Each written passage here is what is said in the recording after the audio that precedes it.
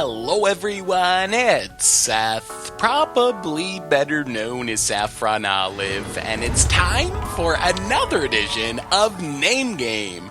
So this week, we are delving into the origins and the naming of one of the craziest named decks in the entire history of Magic, and that is the infamous Dirty Kitty deck. So, if you're not familiar with Dirty Kitty, what it basically refers to is this weird combo-y version of Goblins that is using Fecundity as this card draw engine / combo piece with Skirk Prospector to sack and make mana, and then you make a bunch of tokens with Mog War Marshals and empty the Warrens, and you kind of can play the Goblin beatdown plan, but you can also be this weird Goblin Storm type of deck. You might remember we played a build of it a while ago, right after Skirk Prospector got reprinted, but it's a deck that has actually been around and was originally from Extended a long time ago. This is Jonathan Becker reporting to you from Magic the Gathering 2006 World Championship in Paris. Today is an extended day, and as we know, in extended, there's a lot of really explosive combo decks, and one of them is being played by Osip Lobetowicz today. So, Osip, what are you playing today? I'm playing an aggro Goblin deck that also combos. Brian David Marshall and Billy Moreno actually took the deck list and then added Fecundity to it and changed it around a little bit to make it really explosive. I saw you play 2 rounds in a row, and it's pretty exciting. So why don't you show the viewers how it works? Yeah, sure. Basically, the deck can kill on turn 3 or 4. It can kill as fast as turn 2 as well, but generally you kill on turn 3 and 4. Now, turn 2, you cast Rite of Flame, get the Fecundity out there as soon as you can. Now, turn 3, cast Seething Song, play the Prospector, and now cast Empty the Warrens. So you have 6 guys.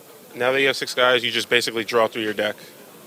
Sacking each one to... Yeah, sacking each one to the Prospector to generate a mana and draw a card. So 1 mana, 2 mana, 3 mana, 4 mana, 5 mana, 6 mana, and basically now I just go infinite.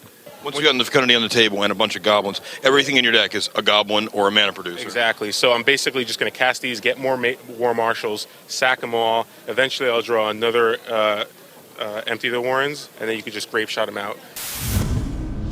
The thing is, when you hear the name Dirty Kitty, you don't think Goblins, you don't even think Storm combo, you don't really think Magic deck at all. So how in the world did Goblin Storm with Fecundity end up with the name Dirty Kitty? And this is actually a pretty interesting story. So for this, we have to jump back in time to 2005, 2006. So to kind of set the stage for this, Goblins had been a deck for a while in the extended format, and it was initially just kind of like a tribal deck. You're playing all the good Goblins, Ringleaders, and Matrons, and remember, if you think of Legacy Goblins today, these cards were all legal and extended back then, so you're playing straight up Goblin Tribal. Then Time Spiral Black came around and released some interesting new Goblins in Mog War Marshal and also Empty the Warrens, which we think of as a Storm card, but it was kind of a Goblin card as well because it makes Goblin tokens, and that's what kind of set the wheels in motion for Dirty Kitty. So building off the base of the existing Storm deck, we have to go back to one of the most famous Magic local game stores in the history of the game, and that is Neutral Grounds in New York City. Yo, taxi! So Neutral Grounds, you're probably familiar with Brian David Marshall, or BDM. He does coverage on the official Pro Tours and for a bunch of Magic events. He's the historian of the Pro Tour, makes funny faces when Martin Mueller says F-bombs on coverage.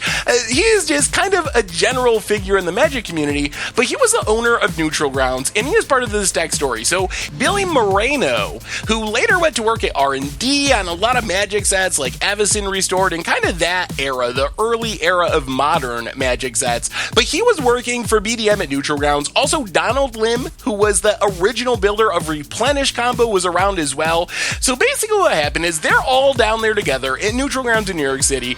Billy really liked the big mana of Mog War Marshal and Empty the Warrens. Donald Lim was big on the combo potential of Fecundity, so they kind of joined together with BDM and they hammered out this Goblin Storm Fecundity deck. So they figure out this deck, and they decided that they were going to play this deck at Worlds. And remember, this is back in 2006. This was kind of the infancy of Magic on the internet. There were like message boards and stuff. So the team was kind of keeping the deck under wraps because they thought it was legitimately good, and they didn't want anyone else to kind of steal their deck and play it at the tournament.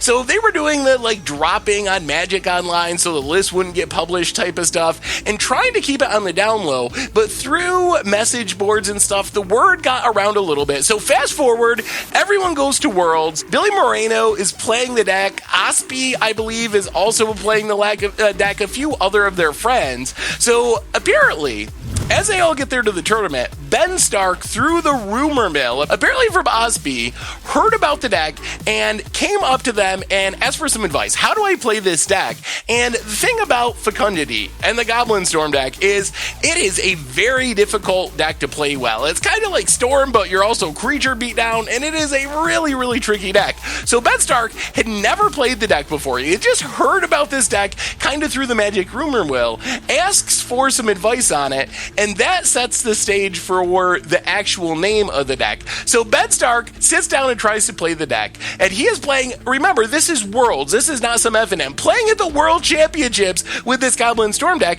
and he was struggling. He did win the game with it, but he was struggling trying to come up with the right lines and thinking things through and getting slow pay warnings, and eventually this kind of contortion and weirdness of the situation led to Brian David Marshall saying that Ben Stark looked like a monkey trying to wash a cat. That's how he described Ben Stark trying to pilot this deck that he was basically in the dark on, in a very tricky deck at that.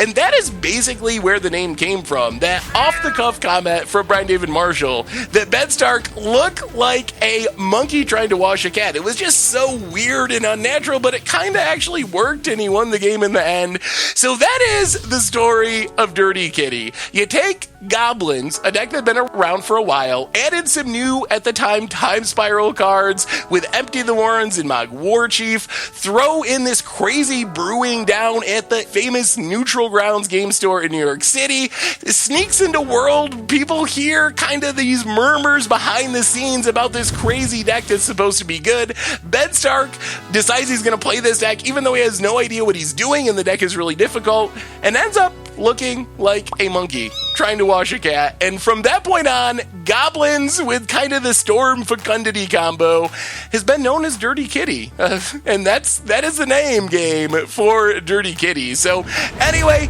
that's been our episode for this week. Thanks to Brian David Marshall for filling me in on some of the history. Had a cool conversation and some information from him on Twitter. So that was super awesome. Anyway, that's the story. I hope you enjoyed it. And yeah, let me know what you think about the name. What name game should we head to next? Let me know. Thank you so much, and I will talk to you soon. Thanks for watching the video. If you enjoyed it, help us out by clicking that like button down below. And to keep up on all the latest and greatest, click that subscribe button. And don't forget to hit that bell icon to get alerts whenever we have new videos. And if you want to, check out some of our other sweet videos here and here.